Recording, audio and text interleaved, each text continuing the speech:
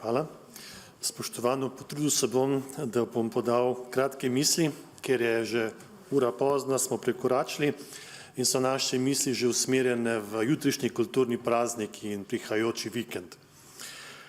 Sprejetje zakona o zagotavljanju kakovosti v zdravstvu izprehaja iz sprejetih evropskih direktiv, ki se nanašajo na kakovost in varnost pacientov ter osredotočenje na pacienta in pa svojca.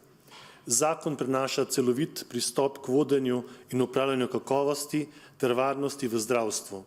To pomeni, da bodo vsi izvajalci zdravstvene dejavnosti enotno pristopili k upravljanju kakovosti in varnosti.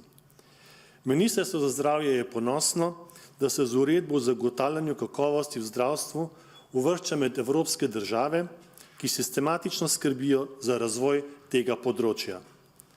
Z novo ustanovljenimi strukturami, kot je bilo danes predstavljeno na strokovnem posvetu, svet za kakovost na Ministrstvu za zdravje, komisije za kakovost, pooblaščenci za varnost in predstavniki vodstva za kakovost pri izvajalcih zdravstvene dejavnosti, vrednotenje zdravstvenih tehnologij, akreditacija, certificirani nadzor nad kakovostjo v zdravstvu, bo Javna agencija Republike Slovenije za kakovost v zdravstvu lahko zagotavljala razvoj in delovanje sistema upravljanja s kakovostjo, prav tako bo lažje spremljala uresničevanje temeljnih načel kakovosti zdravstvene obravnave.